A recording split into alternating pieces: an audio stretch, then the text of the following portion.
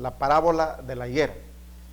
Y la razón por la que estamos hablando de esta parábola es porque después de que el Señor Jesús entró a Jerusalén, pues la última semana de su vida, el Señor la pasó en Jerusalén. Recordemos que el Señor nació en Belén, se crió en Nazaret, desarrolló su ministerio en Galilea, pero Él murió en Jerusalén. De manera que el Señor Jesús se trasladó la última semana de Galilea a Jerusalén, y ahí en Jerusalén estuvo una semana previo a su muerte. Y estando ahí, el Señor hizo un lamento sobre Jerusalén. Eso está en el capítulo 23 del Evangelio de Mateo y versículo 37, en donde el Señor dijo: Jerusalén, Jerusalén, que matas a los profetas y apedreas a los que te son enviados. ¿Cuántas veces quise juntar a tus hijos como la gallina junta a sus polluelos debajo de sus alas, y no quisiste? He aquí vienen, he aquí vuestra casa, dice, os es dejada desierta, porque os digo que desde ahora no me veréis hasta que digáis: bendito el que viene en el nombre del Señor. Eso no ha sucedido todavía, pero pronto va a suceder. Inmediatamente el Señor salió del templo y se acercaron sus discípulos, y entonces, saliendo del templo, los discípulos le dijeron: ¿ves todo esto? Y le mostraron el edificio del templo. Dijimos el templo que remodeló Herodes. Y el Señor les dijo: de cierto les digo que no quedará piedra sobre piedra. Esa profecía del Señor Jesucristo se cumplió en el año 70 de nuestra era, cuando el ejército romano entró y arrasó con la ciudad y destruyó el templo de Herodes. Pero los discípulos, después de oír esa profecía acerca de aquel templo, se acercaron al Señor estando sentado Él en el monte de los olivos, y le hicieron 3 preguntas. Le dijeron: dinos, ¿cuándo sucederán estas cosas? 1. ¿Qué señal habrá de tu venida? 2. ¿Y qué señal habrá del fin del siglo? Entonces, esas 3 preguntas Jesús se las va a responder en todo el capítulo 24 del Evangelio de Mateo. El Señor se dedica a responder esas 3 preguntas. Pero entre las respuestas que el Señor les da a los discípulos, en el capítulo 24 y versículo 32, Jesús les dijo algo muy interesante. De la higuera les dijo: aprended la parábola. Cuando ya su rama está tierna y brotan las hojas, sabéis que el verano está cerca. Así también vosotros, cuando veáis todas estas cosas, conoced que está cerca a las puertas. Os digo que no pasará esta generación hasta que todo esto acontezca. Esa es una parábola, pero al mismo tiempo es una profecía. Y entonces, bueno, hemos visto varias cosas, pero vamos a recordar que el Señor les habla de una gran tribulación en este capítulo 24, precisamente del verso 15 al 28, Daniel capítulo 9, 27, ya lo explicamos en el culto anterior. Hay ahí una profecía acerca de esa semana de gran tribulación.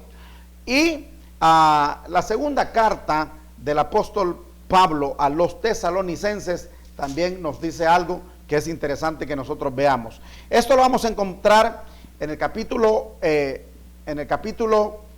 2 de segunda de Tesalonicenses, precisamente en el verso 3 y el verso 4, hablando con relación a la venida del Señor. Jesús dijo, o más bien el apóstol Pablo dijo: nadie os engañe, en ninguna manera, porque no vendrá, es decir, no vendrá el Señor sin que antes venga la apostasía y se manifieste el hombre de pecado y el hijo de perdición, el cual se opone y se levanta contra todo lo que se llama Dios o es objeto de culto, tanto que se siente en el templo de Dios como Dios, haciéndose pasar por Dios.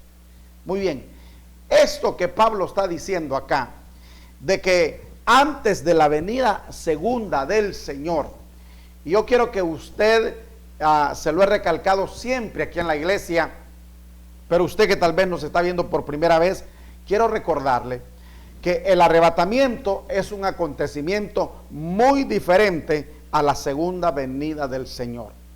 La mayoría de la cristiandad y la mayoría del mundo los junta y piensan que es un solo acontecimiento. Pero una cosa es el arrebatamiento de la novia y otra cosa es la segunda venida del Señor. Yo le digo que el arrebatamiento de la iglesia, lo vamos a ver aquí en muchos pasajes de la Escritura, es antes de la gran tribulación, y la segunda venida del Señor es después, inmediatamente que termine la gran tribulación. Al final de la gran tribulación, entonces se da la segunda venida del Señor. Entonces, le llamamos así porque así le llama la Biblia, porque solamente se registra la primera venida del Señor, oficialmente se registra la primera venida del Señor hace 2000 años, cuando encarnó en el cuerpo del Señor Jesucristo. A eso se le llama primera venida. Y se le llama segunda venida cuando Él regrese y venga y ponga sus pies sobre el monte de los olivos, y Él venga a establecer su reino milenial, para inmediatamente después de ese reino milenial establecer el reino eterno.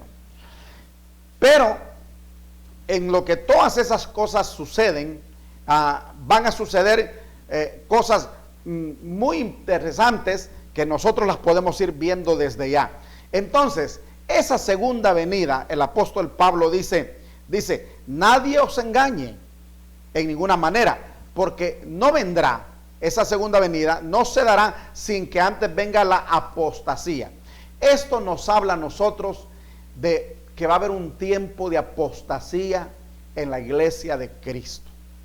Y a mí no me extraña la razón por la cual la iglesia actual no es la iglesia ferviente, no es la iglesia fervorosa, no es la iglesia de Filadelfia, de las 7 iglesias de Apocalipsis, sino más se asemeja a la iglesia de la Odisea, la iglesia actual.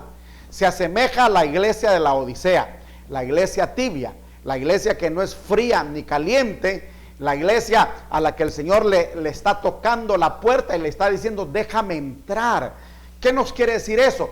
Que la iglesia de hoy, la iglesia moderna, la iglesia de este último tiempo, no le ha abierto las puertas de sus templos al Señor Jesucristo, porque hay mucha cosa humana. Los cultos ya en muchos lugares no son para Dios, sino que son para los hombres. Ya no se trata de agradar a Dios en un culto, sino que se trata de agradar a la gente. Se trata de agradar a la gente para atraer a la gente y hacer de la gente mercadería, hacer de la gente mercancía. Entre más gente tengo, más dinero recibo. Pero ya el culto ya no es para atraer la presencia de Dios, sino que es para atraer gente. Entonces ya no se hacen las cosas que atraen a Dios, como la oración, como los ayunos, como las vigilias, como los devocionales en donde se lee la Biblia y en donde se hacen muchas cosas. Ya eso no se hace, porque eso no atrae gente, aunque sí atrae a Dios. Pero a la iglesia de hoy no le ha interesado atraer a Dios, sino que le ha interesado atraer gente, atraer multitudes. Y eso no es malo, porque el Señor nos mandó a predicar este evangelio, a llevar este evangelio. El problema es que nos hemos enfocado más en las almas que en Dios. El enfoque debe ser Dios, y por supuesto tenemos que ganar almas, pero el enfoque no deben de ser las almas, no deben de ser las multitudes. El enfoque tiene que seguir siendo Dios.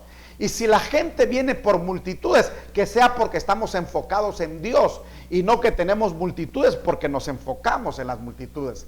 Entonces, en ese afán de atraer multitudes, el culto a Dios se ha diluido, el culto a Dios ha perdido la esencia, el culto a Dios se ha adulterado, a tal grado que estoy seguro que así como el Señor le dijo a Israel, no quiero más tus fiestas, no quiero más sacrificios tuyos, me son abominables, estoy cansado de ellos. No me extrañaría que Dios esté diciendo lo mismo de algunos cultos. No me extrañaría que Dios esté diciendo lo mismo de algunos cultos que se hacen en algunas iglesias, en donde el objetivo no es ministrar a Dios, sino que es atraer gente, ministrar solamente a la gente, atraer a la gente. Entonces, como la iglesia está así de fría, de tibia, de apática, no me extraña a mí que la Biblia anuncia una gran apostasía antes de que todas estas cosas sucedan. Es decir, una iglesia que no vive de acuerdo a la ley de Dios, que no vive de acuerdo a la palabra de Dios, que no vive de acuerdo a los estatutos, a los mandamientos. Y después de que se dé esa gran apostasía, entonces dice aquí en el capítulo 2 de la segunda carta del apóstol Pablo a los tesalonicenses y verso 3 dice, entonces se manifestará el hombre de pecado. Hermano querido, en medio de esa apostasía se va a manifestar el hombre de pecado. ¿Quién es el hombre de pecado? El anticristo. ¿Por qué? Porque va a encontrar todo preparado, el mundo le va a tener todo listo y la iglesia apóstata le va a tener todo listo para que este personaje de perdición se manifieste. Dice aquí Pablo, este se opone y se levanta contra todo lo que se llama Dios o es objeto de culto, tanto que se siente en el templo de Dios como Dios, haciéndose pasar por Dios. No sé si usted puede ver que Pablo está profetizando acá.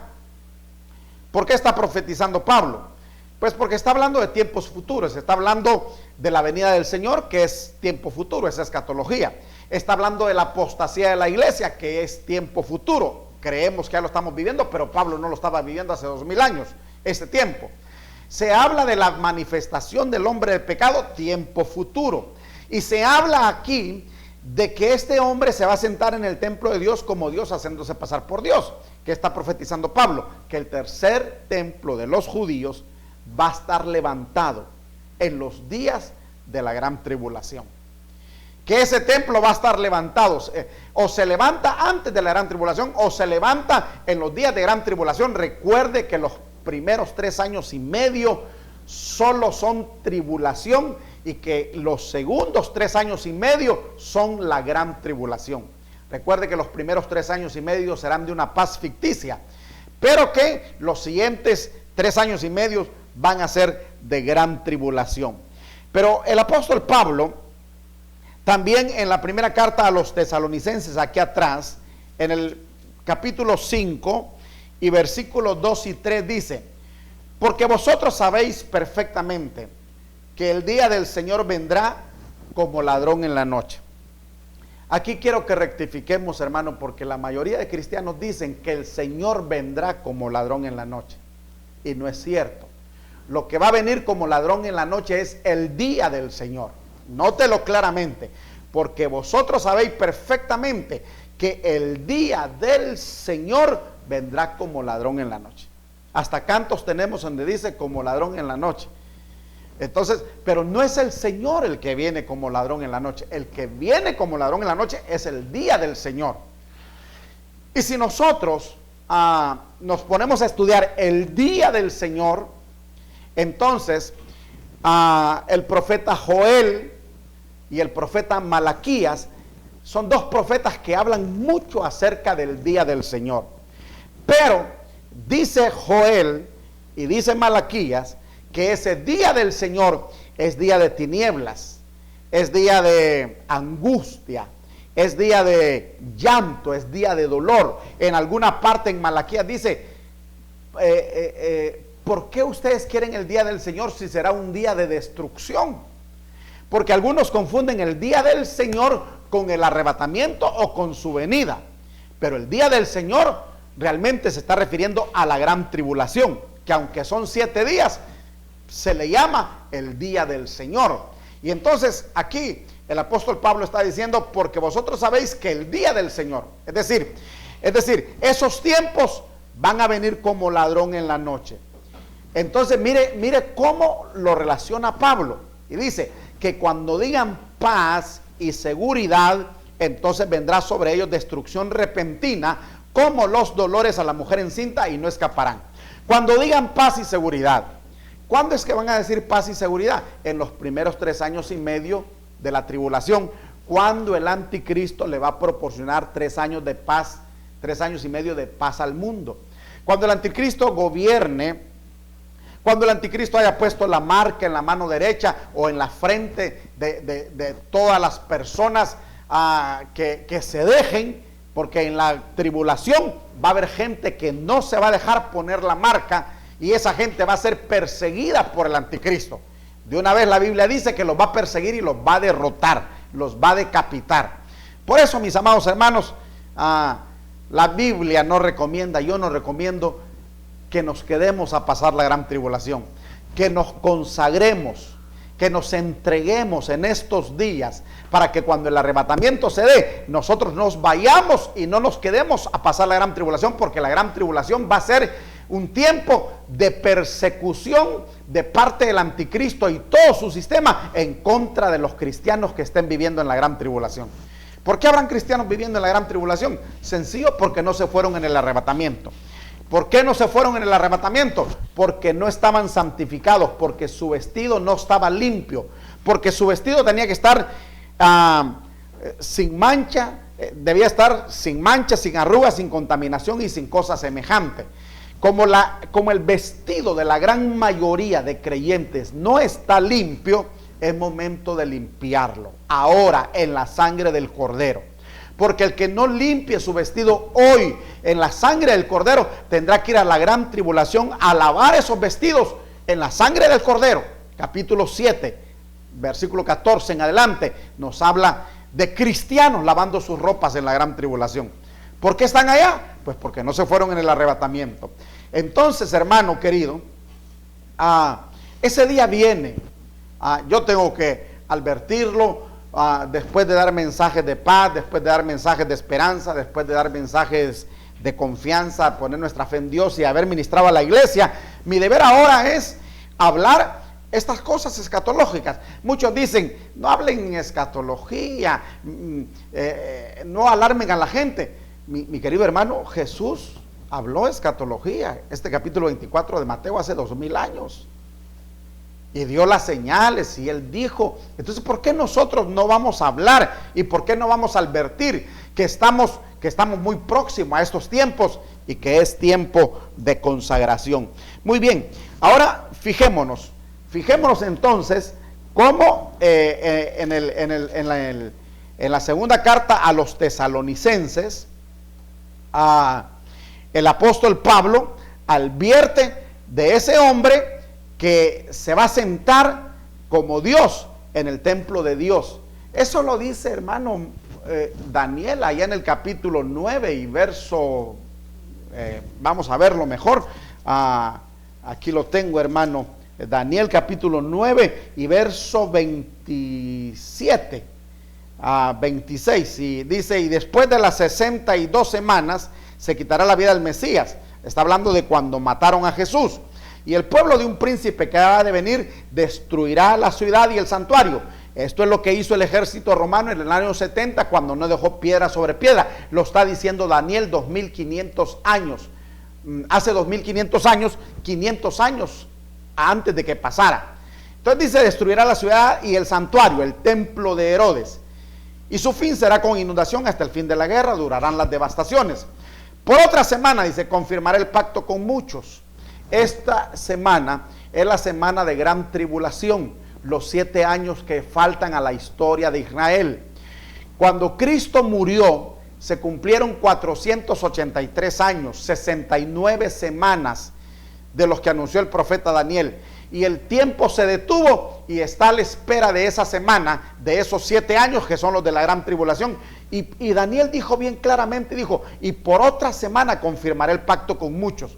Porque ese famoso pacto de paz entre Israel Y los árabes no lo va a lograr nadie. Lo han intentado todos los presidentes de Estados Unidos. Bill Clinton los llevó a Camp David a tratar de firmar la paz, a Yasser Arafat y a este señor Netanyahu, ya no me acuerdo si fue a Isaac Rabin, pero la cosa es que han intentado firmar la paz. Yo siempre digo, hermano querido, apúntelo, que cuando Israel y los árabes firmen la paz, y usted y yo estemos aquí, estaremos en problemas. Porque cuando se firme la paz, los 7 años de gran tribulación, esa semana de Daniel que falta, habrá comenzado a correr en el reloj de Dios, y usted y yo ya no deberíamos de estar acá. Pero Dios le dio a Daniel la visión de lo que sucedería, y entonces él está hablando de esa semana en las que firma un pacto. Pero dice el mismo Daniel que a la mitad de la semana, es decir, a los 3 años y medio, hará cesar el sacrificio y la ofrenda. Y entonces vendrá el desolador. ¿Qué es el desolador? Es el anticristo, que va a meterse al templo de Dios, que no existe ahorita. El tercer templo no existe. Recuerde que el de Salomón fue destruido. Recuerde que el que levantó Zorobabel y restauró Herodes no existe. Estos dos no existen, y que falta un tercer templo. Y aquí Pablo está diciendo que va a haber. Daniel también está diciendo que va a haber un tercer templo, y dice que va a ser para los días de gran tribulación, porque ahí es donde entrará el anticristo. Imagínense qué triste, no es Cristo el que va a entrar ahí, sino que es el anticristo, hermano, el que va a entrar ahí. Muy bien, todo esto es interesantísimo, porque estamos hablando de Mateo 24, y en el capítulo 24, se habla en el verso 24 que se van a levantar falsos cristos y falsos profetas. Hermano, téngale cuidado a ese movimiento enorme de profetas que hoy tenemos. Yo no me alegro de que hayan tantos profetas, como no me alegro de que hayan tantos apóstoles. Al contrario, me preocupa esa enorme proliferación de profetas por todos lados. Porque yo tengo que decirle con dolor en mi alma, yo quisiera que fueran verdaderos, pero la verdad es que la mayoría de ellos son falsos profetas y son falsos apóstoles. Es gente que se dice ser profeta y no lo es. Es gente que se dice ser apóstol y no lo es. Hay gente que tiene el don de profecía, y como tiene el don de profecía, entonces cree que es profeta. No entienden que una cosa son los dones y otra cosa es el ministerio. Una cosa es tener el don de profecía como don del Espíritu Santo, y otra cosa es tener el ministerio profético como don de Cristo. Entonces hay gente que profetiza en las iglesias, y las mismas iglesias tienen la culpa, porque como lo oyen profetizar, lo declaran profeta. Solamente tiene un don de profecía, hermano. Yo tengo el don de profecía, pero no soy profeta. Yo soy pastor, hermano. Un montón de gente a mí me dice apóstol, pero yo tengo los pies en la tierra, y yo todavía sigo creyendo que soy pastor y no apóstol. Porque no quiero yo que el día de mañana el Señor me diga, a ver, ¿y tú de dónde eres apóstol? ¿Quién te nombró? ¿Quién? Como dice el Señor, pusieron príncipes y yo no lo supe. Ungieron gente y yo no lo supe, dice el Señor. Yo no quiero caer en eso. Yo prefiero seguir siendo pastor, que eso sí lo tengo bien confirmado, que Dios me llamó para pastor. Usted me dirá, y de apóstol, yo no quiero hablar de esas cosas, porque eso es Dios el que se encarga, hermano. Pero el punto es que antes de la gran tribulación va a haber un levantarse de muchos falsos cristos y de muchos falsos profetas. Entonces, esos falsos profetas van a hacer grandes señales y prodigios. Estos profetas de hoy ni siquiera eso hacen, hermano. Lo único que hacen es sacar billetes, sacar pisto. Pero estos que vienen antes de la gran tribulación, estos van a hacer señales y grandes prodigios, de tal manera que van a engañar, si fuera posible, aún a los escogidos. ¿Cómo no van a engañar estos falsos profetas que van a hacer señales aún a los escogidos, si estos que no hacen señales, sino que solo piden pisto, los engañan? ¿Cómo no irán a engañar a estos que van a hacer señales? Hay que tener mucho cuidado, hermano. Estamos a las puertas del arrebatamiento. Deje de seguir gente que no tiene llamado, deje de seguir gente que no tiene ministerio, deje de estar apoyando gente que no tiene ministerio, que no tiene llamado, deje de estar apoyando gente que ellos solo se han autodenominados, ellos solitos han mandado a hacer tarjetas. Es muy fácil mandar a hacer una tarjeta, Miguel Flores Apóstol, eso yo lo puedo hacer, pero falta que Dios me nombre, que Dios me declare, que Dios me unja. Y hay que tenerse cuidado, hermano. Mucha gente ellos mandaron a hacer. Muchos se fueron de sus iglesias porque en sus iglesias no los apoyaron. Porque pastores como yo no apoyamos a cualquiera que se quiera levantar. Tenemos que ver sus señales. Tenemos que tener testimonio de su llamamiento. Tenemos que tener la convicción de Dios. El pueblo mismo tiene que reconocerlo. Muchos al ver iglesias maduras como esta, en donde se dan cuenta que no van a poder desarrollar su falso ministerio, se van de las iglesias. Y la gran mayoría de apóstoles, de profetas que andan por ahí, han salido de las iglesias, que no los han querido apoyar porque no estaba correcto ese asunto. Entonces el Señor dijo: yo os lo he dicho antes, así que si os dijeren, mirad, está en el desierto, no salgáis, o mirad, está en los aposentos, no lo creáis. Porque como el relámpago que sale del oriente y se muestra hasta el occidente, así será también la venida del Hijo del Hombre. Mire cómo va a ser la venida del Hijo del Hombre. Como relámpago, no como ladrón en la noche. Como ladrón en la noche es el día del Señor que viene. Como relámpago es el Señor que viene en su segunda venida. Porque como el relámpago que sale del oriente y se muestra hasta el occidente, así también será la venida del Hijo del Hombre. Entonces aquí yo lo quiero llevar a lo que dice Apocalipsis capítulo 1. Apocalipsis capítulo 1 y verso 8 dice: he aquí que viene con las nubes, hablando de la segunda venida del Señor, no del arrebatamiento. He aquí que viene con las nubes y todo ojo le verá, y los que le traspasaron y todos los linajes de la tierra harán lamentación por él. Sí, amén. Me voy a detener aquí en un detalle, en la primera parte. He aquí que viene con las nubes y todo ojo le verá. Hermano, la segunda venida del Señor, todo ojo le verá. La segunda venida del Señor. Roberto, búscame el versículo que dice: sin santidad nadie verá al Señor, por favor, que se me escapa la cita ahorita y la voy a ocupar. Entonces, aquí dice que Él viene con las nubes y todo ojo le verá. La segunda venida del Señor será visible a toda la humanidad. Él viene con las nubes y todo ojo le verá. Será como el relámpago, dice el Señor mismo allá en Mateo 24. Será como el relámpago que se ve en el oriente y en el occidente. La segunda venida del Señor es visible a toda la humanidad. Todo el mundo se dará cuenta que Cristo vino. Ahora, el arrebatamiento está, me dijiste, en Hebreos 12:14. Permítame abrir aquí Hebreos 12:14, hermano. Y aquí encontramos el arrebatamiento. Y dice Hebreos 12:14, permítame, aquí lo tengo. Dice: con todos y la santidad, sin la cual nadie verá al Señor.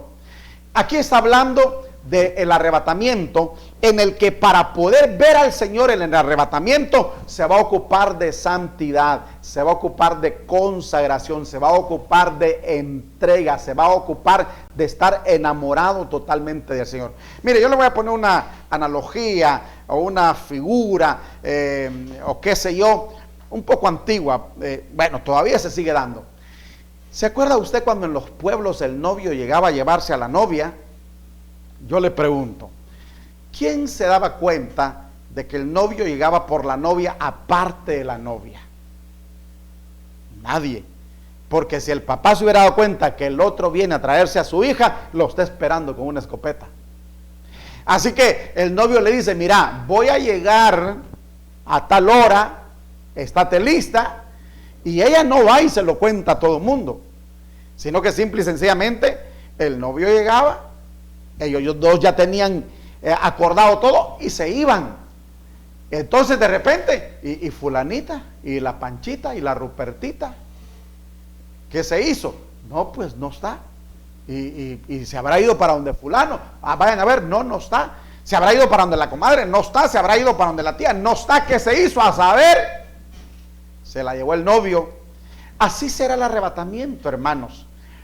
Usted quiere Usted quiere que, mire, hay gente que no entiende las figuras, pero las figuras nos hablan mucho. Por ejemplo, cuando Ruth fue a visitar a Booz en la era, cuando ella andaba buscando ser redimida por Booz, cuando ella andaba buscando su redención a través de Booz, dice que Noemí, que es figura del Espíritu Santo, le dijo a Ruth, que es figura de la iglesia, que fuera donde Booz, que es figura de Cristo, y le dijo: ve y acuéstate a sus pies. Se dice la historia judía que si Ruth se hubiese acostado a la par de él, Booz la hubiera confundido con una prostituta, pero que al mandarle Noemí: póstrate a sus pies, acuéstate a sus pies, entonces el mensaje era: quiero que me redimas, quiero que me redimas, quiero que pagues el rescate de nuestra heredad y de mi persona. Entonces, esa noche, Booz extendió el manto sobre Ruth y la cubrió y le dijo: yo te redimo, yo te voy a redimir. Vete, le dijo, y no se sepa que vino mujer a la era. ¿Sabes qué es eso? Es el momento en el que Cristo se va a llevar a su novia a su era. ¿Quién se va a dar cuenta de que la novia se fue? Solamente 3 personajes. La novia, Noemí, que es figura del Espíritu Santo, y Booz, que es figura de Cristo. 3 personajes se van a dar cuenta de ese arrebatamiento. De ahí el mundo entero no se dará cuenta que hubo un arrebatamiento. ¿Hasta cuándo se darán cuenta? Cuando empiecen a preguntar por fulano, empiecen a preguntar por Perencejo, empiecen a preguntar: bueno, ¿y esa iglesia por qué hoy no hubo culto? ¿O por qué llegó tan poquita gente a esa iglesia? Porque algunos no se van a ir en el arrebatamiento y van a llegar al culto, y el culto no va a estar toda la gente. ¿Por qué? Porque unos ya se fueron. La Biblia dice: porque 2 estarán moliendo, uno será tomado y el otro será dejado. 2 estarán en el campo, uno será tomado y otro será dejado. Hermano, esto está bien claro para el que tenga ojos para verlo. Por supuesto, el que tiene un velo en sus ojos, le es difícil ver todas estas cosas, pero aquellos que no tenemos velo, nos es fácil ver esto. Nos es fácil ver en figura cómo Enoc fue arrebatado y después vino un diluvio sobre la tierra. Enoc nos habla del arrebatamiento y el diluvio nos habla de la gran tribulación, etcétera, etcétera. Hay muchas figuras que pudiéramos hablar, pero el tiempo avanza y me va avanzando como la vez pasada. Entonces, en el capítulo 24 de Mateo vamos a regresar. Puede hacer sus preguntas, por favor. Haga sus preguntas con tiempo para que al finalizar yo pueda responder las preguntas que usted quiere. Aquí tengo 2 o 3 preguntas hoy es viernes, del martes, que llegaron muy tarde, ya no las pudimos contestar, pero hoy las vamos a contestar. Por favor, haga sus preguntas. Si usted quiere aprender, pregunte. Algunos me dicen: no, pastor, está tan claro. Yo me quedo pensando así: ¿será que será verdad? ¿O será que no entendieron todo?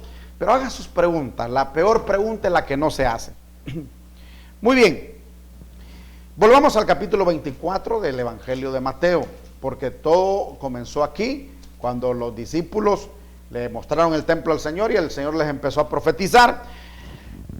Y en el capítulo 24, verso 29 al 31, el Señor dice: e inmediatamente después de la tribulación de aquellos días, el sol se oscurecerá, la luna no dará su resplandor, las estrellas caerán del cielo y las potencias de los cielos serán conmovidas. Eso es pegado, hermano, es finalizando la gran tribulación. Eso es ahí bien cerca, bien cerca. Porque entonces dice: después de esa gran tribulación, verso 30 dice: aparecerá la señal del Hijo del Hombre en el cielo, y entonces lamentarán todas las tribus de la tierra, y verán al Hijo del Hombre viniendo sobre las nubes del cielo con poder y gran gloria. ¿En qué momento es la segunda venida? Inmediatamente después de la gran tribulación. ¿Cuándo será el arrebatamiento? Para mí es antes de la gran tribulación. Algunos dicen que es antes de la gran tribulación, ahí me apunto yo. Otros dicen que es después de los primeros 3 años de tribulación, que los primeros 3 años no son gran tribulación. Ahí dicen que será unos, otros dicen que será el final de la gran tribulación, pero yo me apunto que es antes de la gran tribulación que la iglesia va a ser arrebatada. Muy bien, entonces hay cosas, hermano, que las vamos a ir viendo poco a poco acá. ¿Por qué? Porque inmediatamente después de la gran tribulación, ahí pegadito que termina la gran tribulación, vendrá el Señor con poder y gran gloria, como lo dice aquí el Señor. Verán al Hijo del Hombre viniendo sobre las nubes del cielo, Apocalipsis 1:8, con poder y gran gloria. Y Él enviará a sus ángeles con gran voz de trompeta y juntará a sus escogidos de los 4 vientos, desde un extremo del cielo hasta otro. ¿Qué es esto, hermano, de enviar a sus ángeles con gran voz de trompeta y juntará a sus escogidos? Eso no es arrebatamiento. Eso es que el Señor va a terminar de recoger a los dispersos de Israel de todas las naciones. Los va a juntar allá en Israel, en Jerusalén, desde un extremo del cielo hasta otro. Los va a juntar. Eso es el fin de la diáspora de Israel, o el fin de la dispersión de Israel. Dispersión que se dio desde los días de Nabucodonosor, que Israel no volvió a tener rey. Recuerde que a David el Señor le prometió que nunca faltaría rey de su descendencia en el trono de Israel. Recuerde, pero recuerde que el último rey del linaje de David fue, déjeme recordarlo, si fue Sedequías, Manasés, Jonás, Zorobabel, vamos a ver, bueno, sí, no lo veo aquí rápidamente, pero el último rey fue Sedequías. Sedequías fue el último rey del linaje de David. Es cuando Nabucodonosor destruye el reino de Israel, desarma el templo, y desde entonces no ha vuelto a haber rey en Israel. Lo que hay es un primer ministro de 1948 para acá. Ni siquiera presidente ni rey, sino primer ministro de 1948 para acá. Pero de 1948 para atrás hasta Sedequías han pasado 2500 años en que Israel no ha tenido rey. Esto es interesante. Esto es interesante porque volviendo a lo que estamos hablando, ahí hasta que aparezca Jesús del linaje de David para volverse a sentar en el trono de Israel, y esta vez eternamente y para siempre, como le prometió Dios a David. Su reino no tendrá fin. Uno de tus hijos será rey sobre Israel y sobre Judá, el Israel de Dios. Será rey sobre todo el mundo, será rey sobre el universo, y su reino jamás tendrá fin. Uno de tus hijos, y ese hijo de David, usted lo sabe, es Jesús, a quien en todo el evangelio de Mateo se le llamó el hijo de David, porque Mateo es el evangelista que le escribe a los judíos y está tratando de demostrarle a los judíos que Jesús es el Mesías que ellos esperaron y que no recibieron. Y por eso en todo el evangelio de Mateo a Jesús se le llama como el hijo de David, y es uno de los evangelios que tiene genealogía de Jesucristo, porque el evangelista está tratando de demostrar que Jesús viene desde Abraham, de David hasta Jesús, demostrándole este es el Mesías que ustedes esperaban y que no recibieron. Ahora, hermano, Zacarías, yo quiero ir al capítulo 14 de Zacarías. Ojalá que usted esté con Biblia ahí en su casa, porque si usted no está con Biblia en su casa, todo lo que yo estoy hablando es muy difícil de entender y muy difícil de asimilar. Usted me va a decir, por favor no me hagan llamadas ahorita porque estoy en vivo, no los puedo atender. Si quiere mande mensajitos por WhatsApp, pero llamadas no, porque definitivamente no las puedo atender ahorita. Muy bien, entonces todo esto, hermano querido, todo esto nosotros lo encontramos en el capítulo 14 del profeta Zacarías en el Antiguo Testamento. Zacarías es uno de los últimos profetas del Antiguo Testamento. Solamente está Malaquías después de Zacarías. Y mire el capítulo 14 del profeta Zacarías. Dese cuenta usted cómo hace 2500 años, bueno, no me recuerdo exacto, bueno, sí, en qué momento profetizó Zacarías, si me lo recordás. Bueno, normalmente en los primeros capítulos dice: en el 8º mes del año segundo de Darío vino palabra de Jehová al profeta Zacarías. En el 8º mes del segundo año de Darío. O sea que sí, hace unos 2400 y tanto de años profetizó Zacarías. Y Zacarías nos habló de la segunda venida de Cristo y nos habló del día del Señor. Por ejemplo, mire cómo comienza el capítulo 14 de Zacarías, si ustedes lo pueden ver ahí. Dice: he aquí el día de Jehová viene, y en medio de ti serán repartidos tus despojos. He aquí el día de Jehová. El día de Jehová, apúntele una vez si quiere, subráyelo.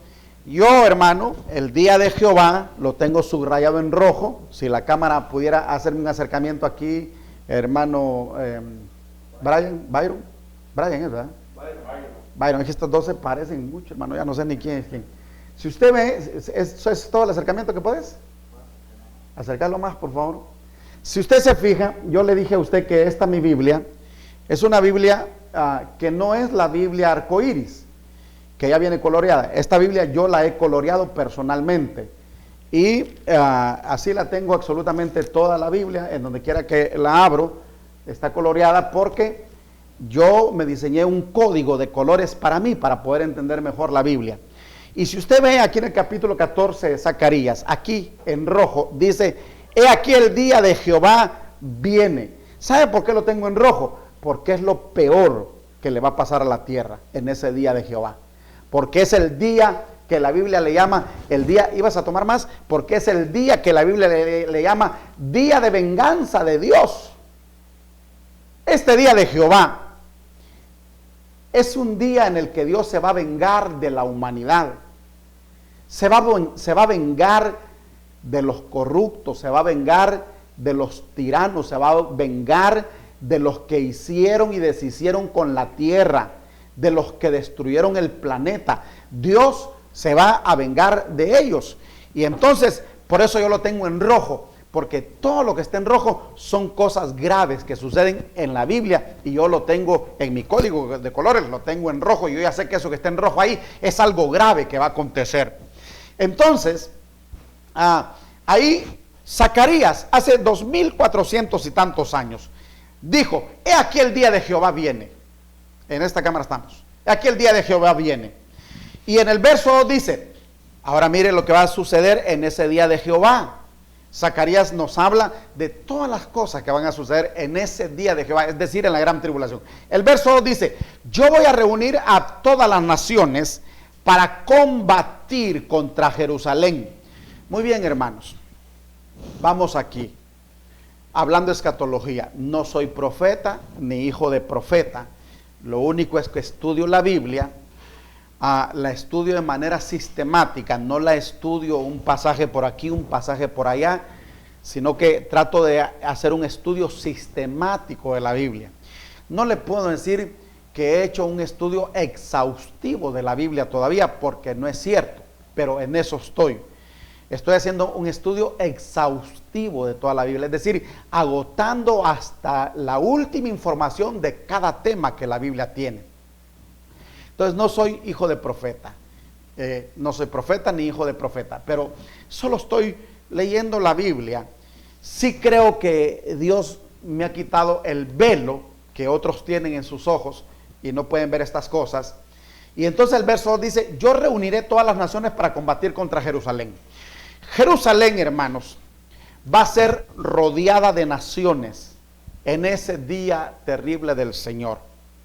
Israel va a ser rodeada de naciones. Jerusalén va a ser rodeada de naciones. Yo reuniré todas las naciones para combatir contra Jerusalén.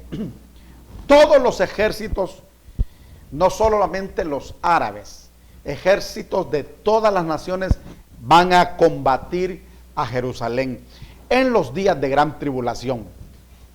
Por eso es que este zipizape, por eso es que se dice que la manzana de la discordia en el mundo es Israel, porque Israel es rechazado por la gran mayoría de naciones y muy pocas naciones lo reconocen y lo apoyan.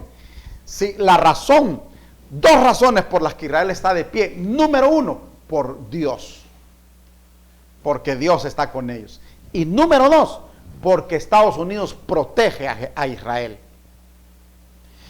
Estados Unidos es el imperio del mundo, es la potencia del mundo, la número uno. No lo digo yo, lo dice Putin, Vladimir Putin, el presidente de Rusia. Lo dice, ¿cómo se llama el presidente de China? Se me escapa el nombre. No. Xi Jinping, algo así. Es el presidente de China. Y lo reconoce, que Estados Unidos es la potencia del mundo. China está queriendo quitarle la hegemonía a Estados Unidos. China se quiere convertir en la primera. ¿Cómo se llama? Xi Jinping, ¿verdad? Xi Jinping. Es el presidente de China. China y Rusia se han unido con el fin de quitarle la hegemonía a los Estados Unidos. Rusia está consciente que no puede ser la primer potencia del mundo, porque cuando ellos fueron potencia mundial fue porque estaban unidos en la Unión de Repúblicas Socialistas Soviéticas. Entonces le hacían la competencia a Estados Unidos. Pero cuando la URSS desapareció la segunda potencia que le hacía sombra a Estados Unidos. Ahora, como Rusia no puede hacerle competencia a Estados Unidos, pero Rusia sabe que China sí puede. Entonces Rusia apoya a China y otros países más apoyan a China con el fin de quitarle la hegemonía del mundo a los Estados Unidos. Lo que está pasando ahorita, hermano, va a debilitar a los Estados Unidos enormemente. Estados Unidos está próximo a perder su hegemonía sobre el mundo entero. El ejército más grande del mundo ahorita es el de los Estados Unidos. Es un ejército tan grande que tiene bases militares en casi todas las naciones del mundo. Es el único ejército que tiene bases en casi todas las naciones del mundo, por lo menos donde se le permite, porque hay naciones que no se lo permiten. Pero ese imperio se está debilitando, que es el protector humanamente de Israel, y que usted ve que Donald Trump declaró a Jerusalén como la capital de Israel, cosa que nadie se atrevía a hacer, porque eso había temor de que eso iba a originar, iba a prender la mecha de una tercera guerra mundial. Pero no pasó nada, gracias a Dios. Otras naciones como Guatemala reconocieron a Jerusalén como capital. Honduras trató de hacerlo, pero creo que al final no lo hizo. Creo que no puso su embajada en Jerusalén, creo que puso algo por ahí, pero no su embajada. Pero el punto es que Jerusalén no es la monedita de oro del mundo. Jerusalén, Israel es la manzana de la discordia del mundo. Es lo que tiene al mundo en tensión desde hace mucho tiempo. La tercera guerra mundial se va a desatar allá en el Medio Oriente y va a ser por problemas con Israel, problemas del mundo con Israel. Israel es una nación, creo que en este momento, creo que tiene hasta menos habitantes que Honduras. Hasta este momento, creo que andan por los 7, 8 millones de habitantes, aunque ellos son 22 millones de judíos, pero en todo el mundo. Pero en Israel hay 8.800.000. Quiere decir que hay como 14 millones de judíos regados en el mundo. Esos son los que el Señor va a reunir. Esos son los que el Señor va a traer de todas las naciones y los va a traer a Jerusalén, los va a traer a Israel. Ahí está profetizado, lo acabamos de leer.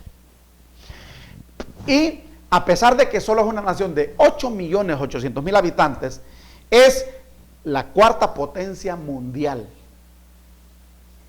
Es económicamente y militarmente la cuarta potencia mundial, con 8.800.000 habitantes. Interesante.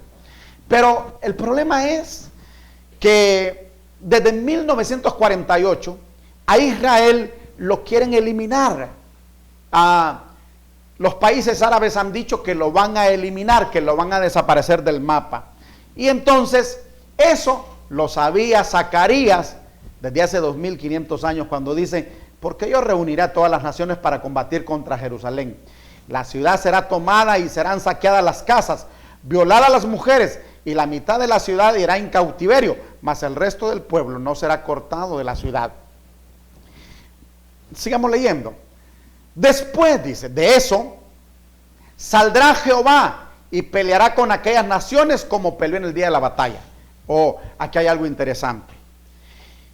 Estados Unidos no va a poder defender a Israel cuando las naciones del mundo estén rodeando a Jerusalén. No me pregunte si los mismos Estados Unidos van a estar ahí en contra.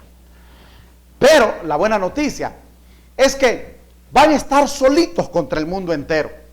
Eso va a ser impresionante, hermano. Esa es la Tercera Guerra Mundial. Ahí se origina la batalla de Armagedón. Esa es la Tercera Guerra Mundial. Pero cuando Jerusalén esté ahí siendo masacrada, mujeres violadas, casas saqueadas, la mitad de la ciudad en cautiverio, entonces saldrá Jehová y peleará contra aquellas naciones, como peleó en el día de la batalla. Dice Jehová, pero entendemos que es Cristo, porque Jesús quiere decir la salvación de Jehová. Es Cristo que vendrá. Entonces esto tenemos que ubicar, esa batalla la tenemos que ubicar en los días de la gran tribulación, y creo que al final de la gran tribulación, porque la venida del Señor es al final de la gran tribulación. Entonces esa batalla se ve ubicada aquí al final de la gran tribulación, y entonces viene Cristo a defender. Y dice el verso 4, si no tiene abierto Zacarías 14, le suplico que lo abra, porque el verso 4 dice: y se afirmarán sus pies en aquel día sobre el monte de los olivos que está enfrente de Jerusalén al oriente, y el monte de los olivos se partirá por... Pero me voy a detener aquí, ¿sabe? Porque vamos a ir despacio. Se afirmarán sus pies en aquel día sobre el monte de los olivos que está enfrente de Jerusalén al oriente. Mis hermanos, en Jerusalén, fíjese, hermano, que yo no tengo la dicha de conocer Israel, nunca he ido, no conozco Jerusalén, pero he leído tanto que siento que la conozco. Y de hecho, este año tenía planeado viajar, quizás no va a ser posible por el coronavirus, pero este año tenía planeado viajar porque la conozco tanto por la Biblia, que cuando yo ande allá por sus calles, yo ya voy a conocer ahí por la Biblia. Y quiero decirle que ahí en la parte oriente de Jerusalén está el monte de los olivos, frente a la muralla, a la muralla que rodea Jerusalén, la muralla del oriente. Aquí está el monte de los olivos, frente a esa muralla. Y en esa muralla hay una puerta que le llaman la puerta del oriente. Esa puerta está sellada. Tal vez Roberto me ayudas, pero en el capítulo, no sé si 47 de Ezequiel, se habla de esa puerta del oriente. Y la razón por la que existe esa puerta, que le llaman la puerta del oriente, le quiero explicar, porque esa puerta actualmente está sellada. Esa puerta la sellaron los musulmanes.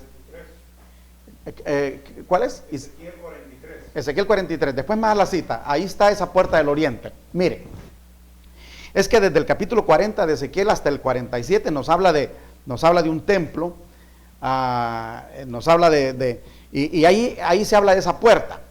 Pero les quiero explicar de esa puerta, porque los musulmanes la cerraron, no me recuerdo la fecha, pero hace mucho tiempo los musulmanes la cerraron.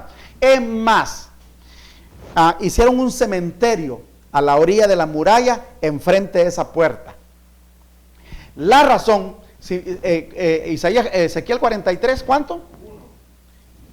Pero hay más detalles de esa puerta, si me ayudas a buscarlo. Sí, tengo otra cita. Ezequiel 43, 1 dice: me llevó a la puerta que mira hacia el oriente. Pero, y aquí está. Y aquí que la gloria del Dios de Israel que venía del oriente, y su sonido era muchas aguas. Pero hay un versículo en donde habla que por esa puerta del oriente ¿entró o salió el Señor? Ahí en Ezequiel si me lo buscas. Pero mira, les voy a explicar. Se dice que también Jesús en la entrada triunfal entró por esa puerta. Y en Ezequiel ahí lo van a encontrar, que Dios también entró por esa puerta. Y está profetizado que el Mesías cuando venga va a entrar por esa puerta. Entonces fíjate, los musulmanes la cerraron. Está sellada totalmente. Eso lo pueden ver ustedes en internet. Y aparte hicieron un cementerio de musulmanes, muertos musulmanes.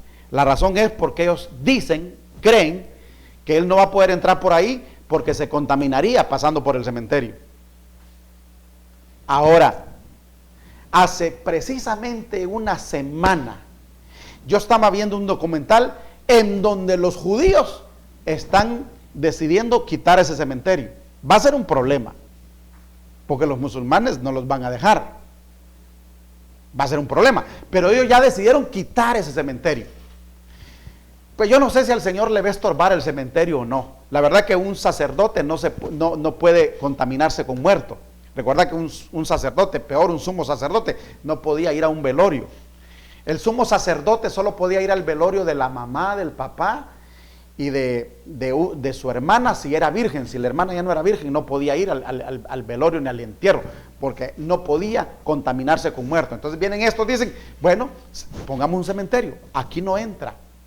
Yo no creo que eso lo detenga, pero de todas maneras los judíos están diciendo que lo van a quitar. A ver, ¿cómo? Déjame ver, porque yo es que las citas no las recuerdo, sé lo que leí, pero a veces no me recuerdo exactamente la cita. ¿Ezequiel cuánto? Ezequiel 44, 1 en adelante.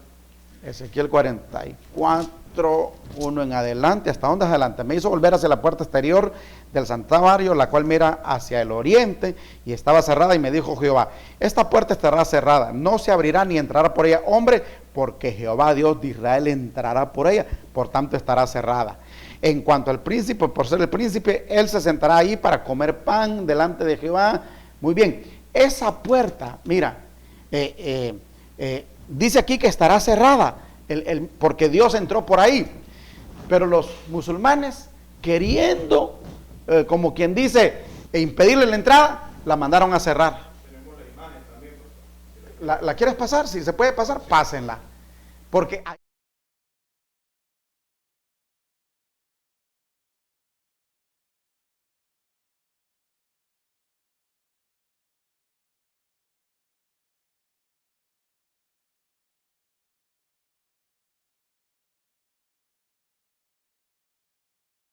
Y esa puerta, por ahí entró Dios, y Dios dijo, se cierra esa puerta. Aunque hermanos, yo todavía no tengo claro, les soy sincero, si Ezequiel está hablando de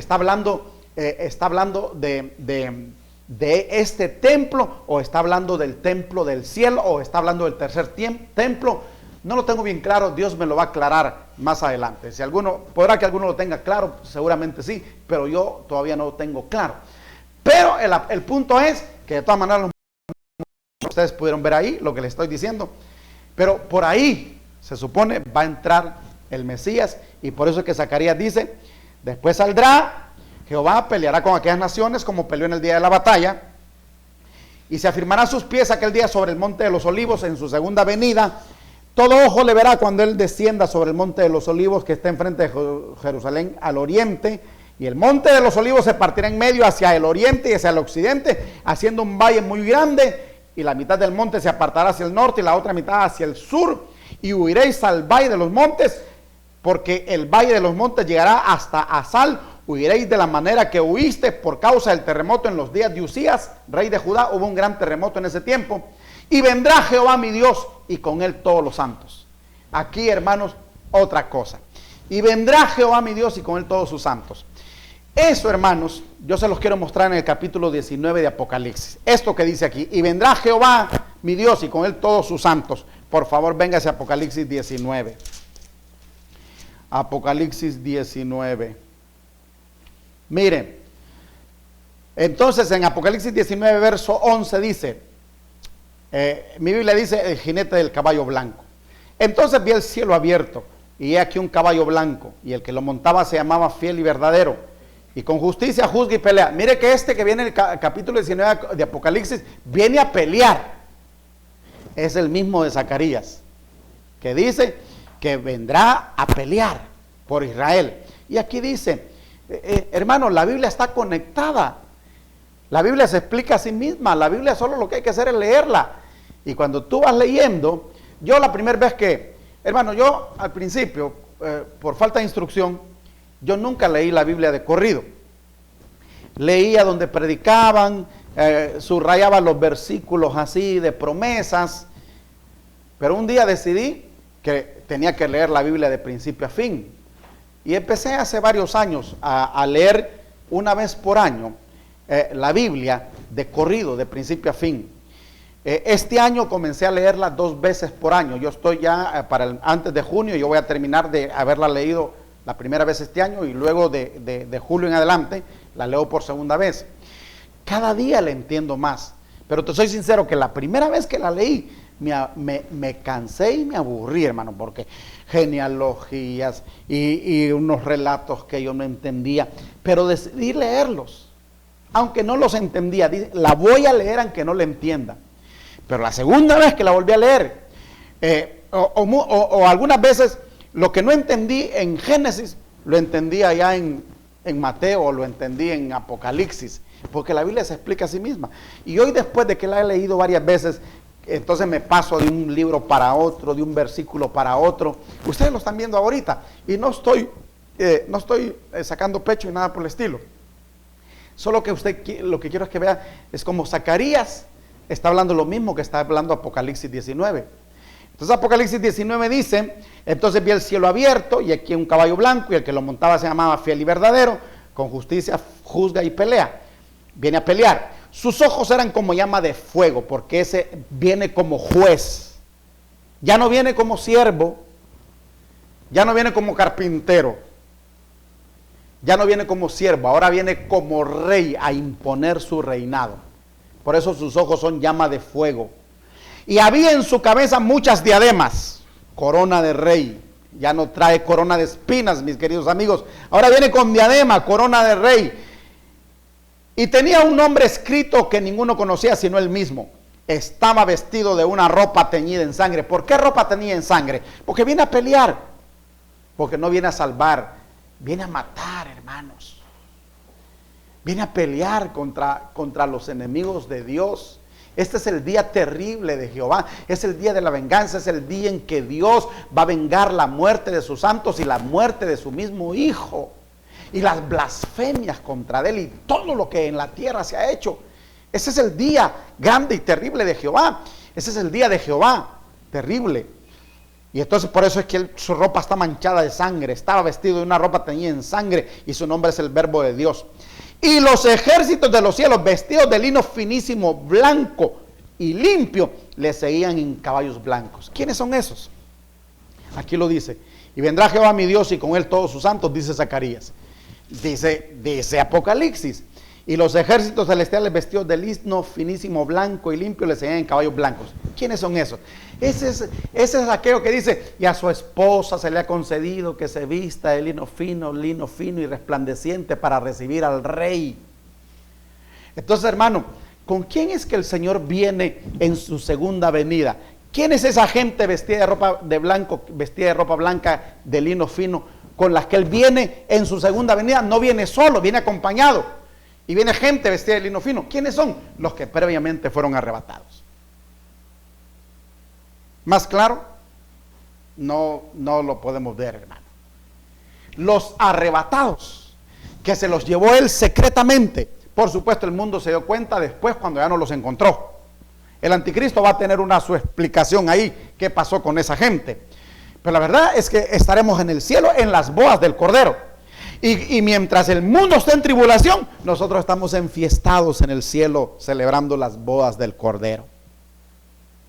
Una fiesta que no sé cuántos años va a durar, pero recuerden que las fiestas de los reyes eran de mucho tiempo, de 7 días, de 1 año. Bueno, esta fiesta va a ser larga, hermano, va a ser más larga que esas fiestas de 15 años. Entonces, le seguían. Ahora dice, le seguían en caballos blancos, vienen vestidos de blanco. Estos no se fueron sucios. Los sucios se quedaron en la gran tribulación. De su boca sale una espada aguda para herir con ella a las naciones. ¿Cuáles naciones? Las que están rodeando Jerusalén. Y él las regirá con vara de hierro. Y él pisa el lagar del vino del furor y de la ira del Dios Todopoderoso. Es la ira de Dios, es el día terrible, grande de Jehová. Y en su vestidura, en su mulo, tiene escrito este nombre: Rey de Reyes y Señor de Señores. Hermano, lo que Juan describe a 600 años después, Zacarías lo había escrito 600 años antes. ¿Y qué puedo seguir leyendo, hermano? Bueno,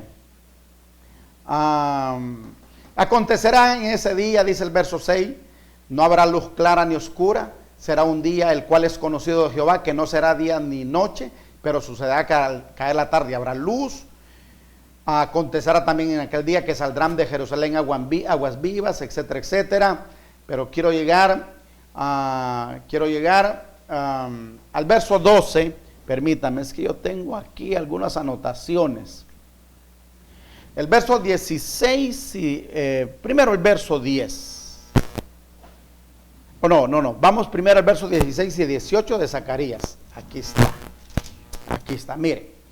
Y todos los que sobrevivieren de las naciones que vinieron contra Jerusalén, las que rodearon Jerusalén, subirán de año en año para adorar al Rey Jehová de los ejércitos y a celebrar la fiesta de los tabernáculos. ¿Qué quiere decir esto?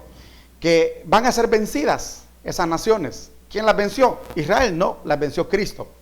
Y tendrán que venir a adorar al Rey y a celebrar la fiesta de los tabernáculos a la nueva Jerusalén. Y acontecerá que los de las familias de la tierra que no subieren a Jerusalén para adorar al Rey Jehová de los ejércitos no les mandará lluvia sobre ellos.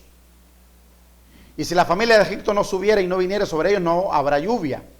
Vendrá la plaga con que Jehová herirá a las naciones. Hermano, le voy a decir algo. El reino milenial es el reino en el que Cristo va a reinar, el que Cristo va a gobernar. Asombrosamente, no es un reino de total paz. Y aquí quiero que usted lo entienda, por favor. Porque Él va a estar gobernando con vara de hierro. ¿Qué quiere decir eso? Que va a tener sojuzgadas las naciones. No es que las naciones se le van a rendir como nosotros nos hemos rendido. No, Él viene con vara de hierro porque las naciones no se quieren someter a Él, no se quieren rendir a Él, y Él viene a regirlas con vara de hierro. Y entonces, y una de las cosas orden es, tienen que subir a Jerusalén a adorar. Así como hay 3 fiestas en las que los judíos tienen que subir a Jerusalén por fuerza a adorar, en el reino milenial va a haber una orden. Tienen que venir a adorar a Jerusalén. Y el que no venga, no le mando lluvia sobre su tierra. Tanto que nos cuesta a nosotros hacer llover o hacer que deje de llover, es simple y sencillamente que no llueva en Honduras. Y se acabó la lluvia. A que se ven un diluvio sobre tal país y se viene un diluvio. No subieron a adorar, no les manden lluvia.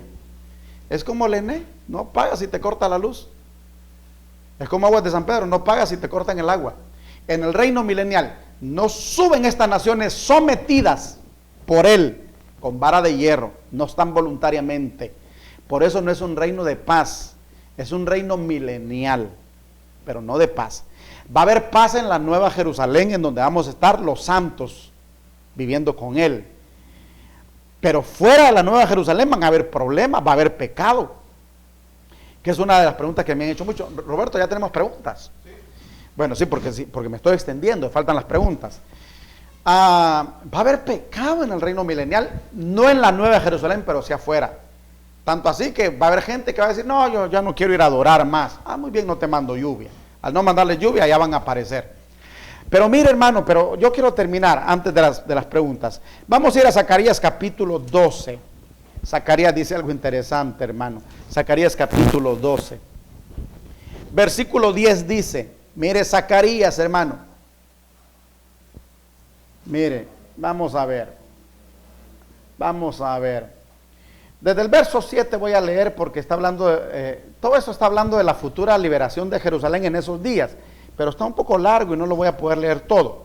Pero a partir del verso 7 del capítulo 12 de Zacarías dice, y liberará Jehová las tiendas de Judá, primero para que la gloria de la casa de David y del habitante de Jerusalén no se engrandezca sobre Judá. En aquel día Jehová defenderá al morador de Jerusalén, el que entre ellos fuere débil, en aquel tiempo será como David, y la casa de David como Dios, como el ángel de Jehová, y delante de Jehová delante de ellos. Y en aquel día yo procuraré destruir a todas las naciones. Estamos hablando de lo mismo que en otro pasaje, que vinieren contra Jerusalén. Pero mira el verso 10. Y derramaré sobre la casa de David y sobre los moradores de Jerusalén espíritu de gracia y de oración. Y mirarán a mí, a quien traspasaron. ¿Cómo sabía Zacarías que habían traspasado a alguien? No había sucedido. Faltaban 500 años para que lo traspasaran. Pero dice Zacarías, dice, y yo voy a destruir las naciones que vinieron contra Jerusalén. Estoy hablando del mismo tema, no me he salido.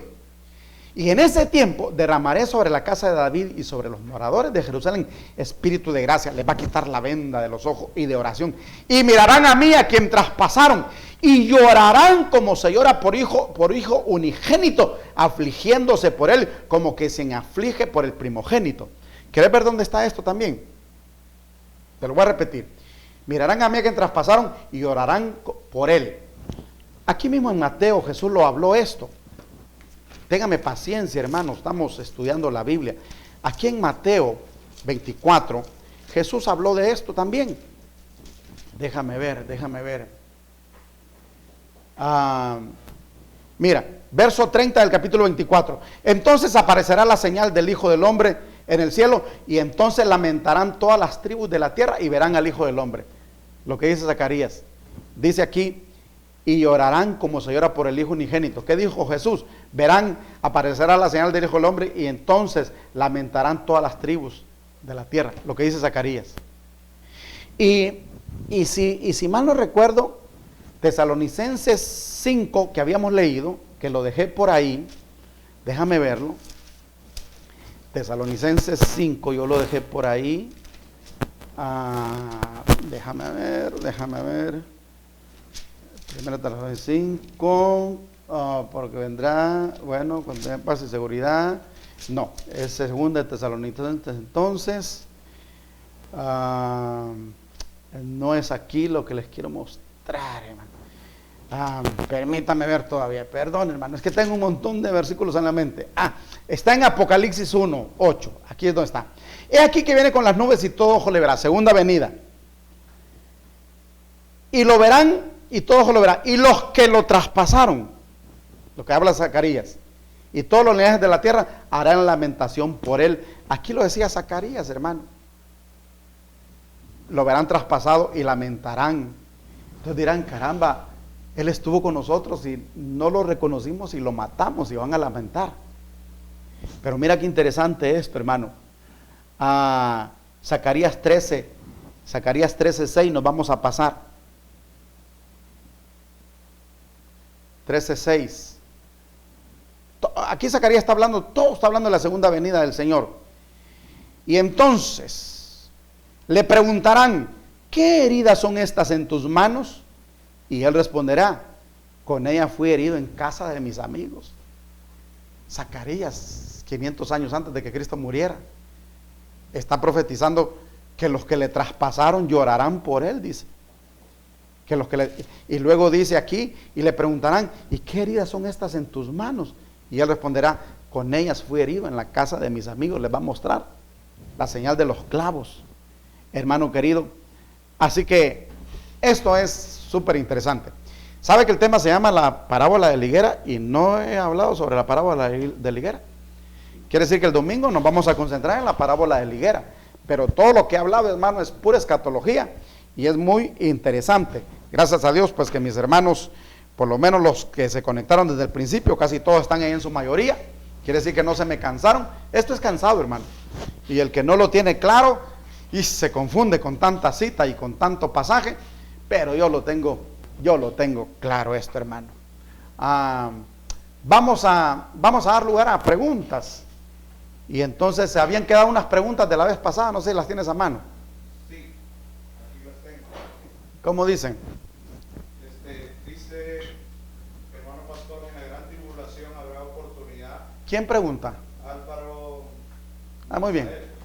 Álvaro Misael, de Estados Unidos. Dice, hermano pastor, en la gran tribulación habrá oportunidad para que la persona que no conoce a Cristo o la salvación para el impío. Álvaro, es una tremenda pregunta. Tu pregunta es que si va a haber salvación en la gran tribulación. En la gran tribulación no va a haber salvación. En la gran tribulación solamente van a salir de ahí rescatados a los creyentes que entraron salvados a la gran tribulación, pero con sus ropas sucias. Quiero que entiendan una cosa. Ellos, por el hecho de andar la ropa sucia, no es que son perdidos, son salvos, pero con ropa sucia. Entonces tienen que entrar a la gran tribulación salvados, pero con su ropa sucia, a lavar, pero entraron salvados. Y los otros que van a ser tratados ahí es el remanente de Israel.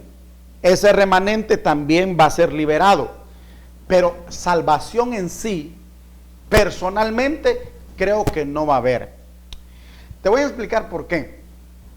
El Espíritu Santo se va a ir con la iglesia arrebatada. Y el Espíritu Santo es el que nos guía a Jesús. Es el que nos lleva a Jesús.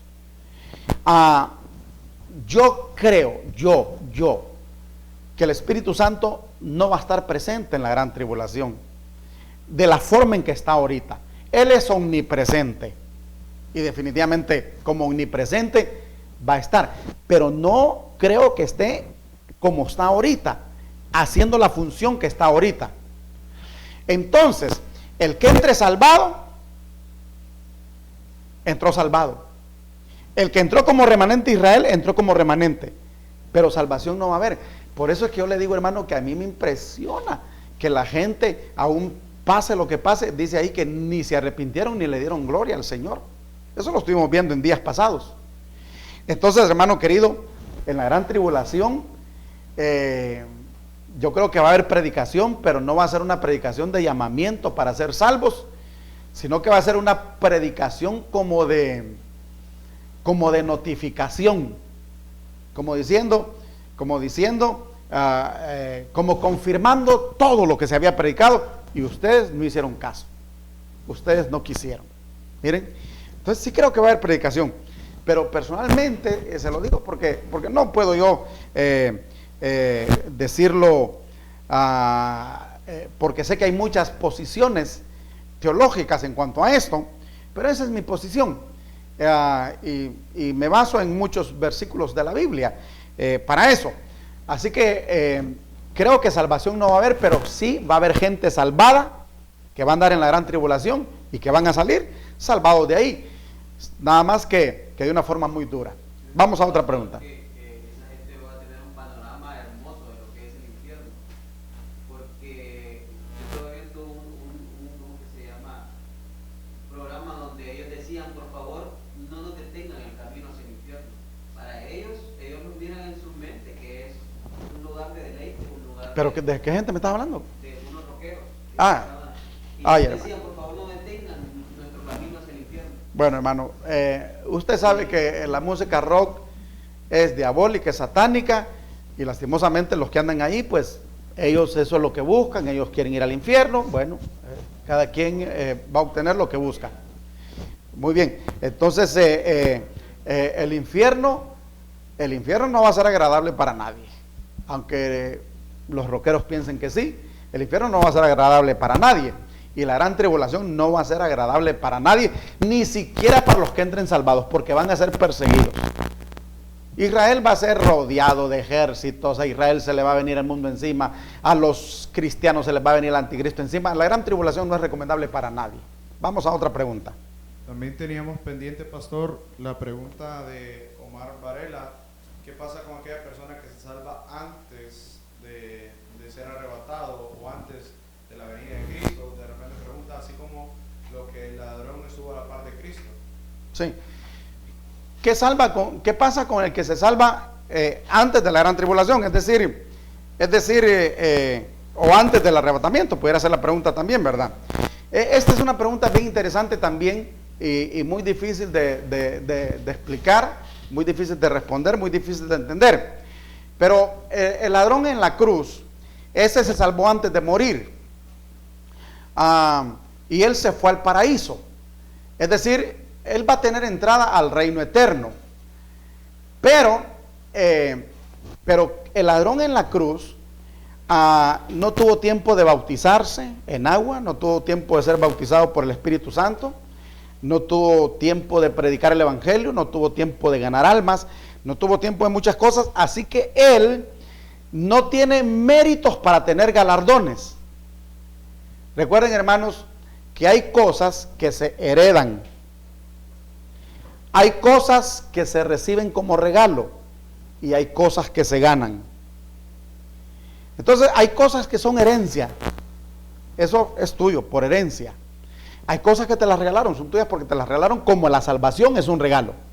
Pero hay cosas que se ganan, como el arrebatamiento. La salvación es gratis, es un regalo. Pero el arrebatamiento es un galardón a los que ganaron, a los más que vencedores. Hermano, la Biblia habla de vencedores y habla de más que vencedores. Los vencedores es, por ejemplo, venció a un enemigo. El más que vencedor venció a todos sus enemigos. El vencedor venció a un enemigo, pero tiene 30 más que vencer. El más que vencedor los venció a todos. La iglesia arrebatada es una iglesia de más que vencedores. La iglesia que se queda es una iglesia de vencedores, que vencieron en parte, pero en parte no vencieron. Entonces, hermano querido, algunos no van a poder irse en el arrebatamiento, porque no tuvieron tiempo para ganarse ese galardón. Es un poquito difícil de explicar, es un poquito difícil de entender. Vamos a otra pregunta. Pastor, también tenemos aquí, dice el hermano Noel Vallecillos, ¿verdad?, de San Manuel. Si le puede explicar un poco más sobre el rayo, por qué será como que él vendrá como rayo y no como un ladrón. Un poco más de explicación pide él. Sí, el día de Jehová es la gran tribulación. Porque es que la gente confunde el día de Jehová con la venida de Cristo, la segunda venida. El día de Jehová es la gran tribulación, no lo confundamos con la segunda venida. La segunda venida, su segunda venida, cuando habla de que será como un rayo, no es que va a haber un rayo, sino que la explicación es que así como cuando hay un rayo se ve desde allá, se ve desde allá, se ve desde allá, se ve desde allá, así va a ser su venida, todo ojo le verá. Pero no confundamos el día del Señor con la venida del Señor. El día del Señor es la gran tribulación y la venida del Señor es otro acontecimiento aparte. El rapto es un acontecimiento aparte. El día del Señor es un acontecimiento aparte y la segunda venida del Señor es otro acontecimiento aparte. Otra pregunta. Hay una duda también, pastor, de qué va a pasar en el arrebatamiento entonces con los que estén manejando, con los que estén en aviones. ¿Cómo va a ser entonces el arrebatamiento? Como tiene que ser secreto, porque así lo veo yo. Yo pienso que de alguna manera, hermano, no hay nada imposible para Dios, ¿verdad? O los que van a ser arrebatados estacionan el avión, el carro, el tren, lo que sea, o ángeles agarran esos timones y los estacionan. Pero que va a haber caos en el arrebatamiento no es cierto. Hay un cuadro, de hecho, en donde muestra el arrebatamiento, los santos van para arriba y el tren choca, el avión se estrella y aquel desastre. Entonces no sería secreto el arrebatamiento. Entonces, hermano, yo no sé cómo lo va a hacer el Señor. Como te digo, o le dice el Señor estaciónalo, o lo levanta y sobrenaturalmente se estaciona todo lo demás, o manda ángeles que estacionen. El asunto es que el arrebatamiento va a ser secreto. No va a pasar ese caos que la gente se imagina. Otra pregunta. O sea que los cristianos que no se vayan en el arrebatamiento tendrán una segunda oportunidad. No van a tener una segunda oportunidad. Ellos ya tuvieron su oportunidad. Es decir, ellos van a entrar al reino eterno. Ellos van a entrar al reino eterno al final. Pero no llegaron como novia. Ellos van a llegar al reino eterno, pero no llegaron como novia. Y ahí surge otra pregunta, porque mire, hermano, Una es la posición de novia y otra es la posición de gente del reino. De gente del reino. Hay cosas, hermano, tremendas, que como te digo, difíciles de explicar, difíciles de entender, pero definitivamente no es que van a tener una segunda oportunidad, ellos ya tienen su oportunidad. Lo que van a desaprovechar es la oportunidad de irse al arrebatamiento, pero como son salvos no se pierden, entran a la gran tribulación, lavan sus vestidos y entran al reino eterno. Es más, ellos, hermano, yo te voy a decir una cosa, el salvo que entra a la gran tribulación va a terminar muerto en la gran tribulación. Y por eso dice, ay Dios, no me acuerdo el versículo, pero ellos van a resucitar al final de la gran tribulación para entrar al reino milenial con Cristo. Déjame ver si lo recuerdo, hermano, déjame ver si recuerdo la cita en Apocalipsis, para que tú veas. Creo que en el quinto sello es donde ellos mueren, en el quinto sello, ellos mueren. Déjame ver el quinto sello. Cuando abrí el quinto sello, vi debajo del altar las almas de los que habían sido muertos por causa de la palabra de Dios y por el testimonio que tenían. Y clamaban a gran voz diciendo, ¿hasta cuándo, Señor santo y verdadero, no juzgas y vengas nuestra sangre en los que moran en la tierra? Y se les dieron vestiduras blancas. ¿Por qué se les dan vestiduras blancas? Porque no las tenían blancas. Y se les dieron vestiduras blancas. Y se les dijo que descansasen todavía un poco de tiempo, hasta que se cumpliera el número de sus consiervos y sus hermanos, que también habían de ser muertos como ellos. El que entra a la gran tribulación, hermano, va a morir en ella. Van a ser vencidos por el anticristo. Pero déjame ver dónde habla de la resurrección de ellos. Si me ayudan a buscar ahí, aquí por Apocalipsis 24 habla de la resurrección de ellos. 24 dice, y vi tronos y se sentaron sobre ellos los que recibieron facultad de juzgar, y vi las almas de los decapitados por causa del testimonio de Jesús y por la palabra de Dios, los que no habían adorado a la bestia.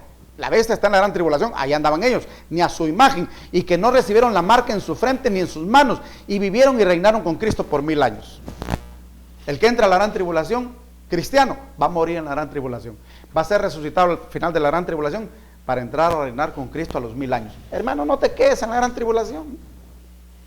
Mira, ahorita tienes que morir espiritualmente. Allá vas a tener que morir físicamente. Aquí te tienes que negar al yo. Allá te vas a tener que negar a tu vida.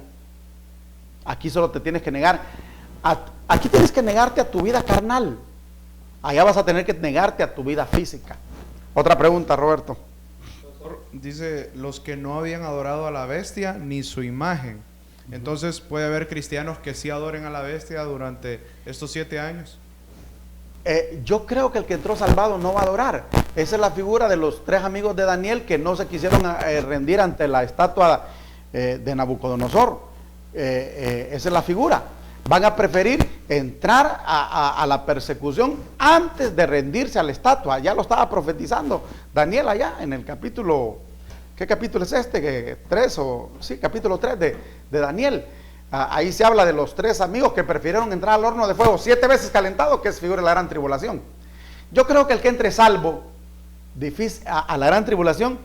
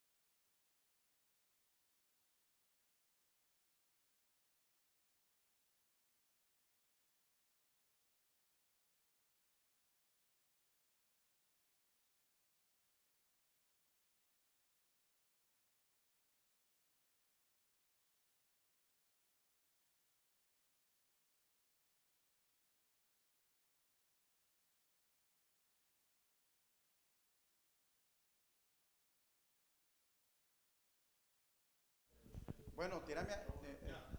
¿Tenemos sonido? A ver, hermanos, si tenemos sonido, repórtenme. ¿Sí? ¿Tenemos sonido? ¿Alguien que me reporte si tenemos sonido? Sí, pastor, ahí ya estamos con sonido. ¿Hay sonido? A ver, alguien que me diga aquí que hay sonido. No hay audio, dicen todavía. Vamos a ver. Pero que estoy retrasado aquí, ¿verdad? Sí, exacto. Muy bien, hermanos. Bueno, se me fueron unos 40 hermanos ahí en lo que se fue el audio. Vuélvanse a conectar. Bueno, ya no me están oyendo, ¿verdad? Pero de todas maneras, hermano, mira, van a ser las 9 de la noche. Y esto puede ir para largo. Vamos a despedirnos aquí. Y el domingo continuamos con este tema. No te lo pierdas, por favor. Está pendiente porque lo comencé el martes, continué el viernes y voy a continuarlo el domingo. Esto es extenso, hermano, es mucho lo que hay que hablar. Que Dios me los bendiga, que Dios los guarde. Las preguntas que quedaron pendientes las vamos a responder el día domingo, porque ya me falta solamente hablar de la higuera, de la parábola de la higuera, que es donde comienza todo esto. Y después de eso me voy a dedicar a contestar todas las preguntas. Que Dios le bendiga, Dios le guarde, les amamos mucho. La próxima semana les vamos a tener noticias acerca del templo y de lo que hemos estado tratando de hacer con respecto al templo. Así que esperen noticias la próxima semana. Dios le bendiga y Dios le guarde.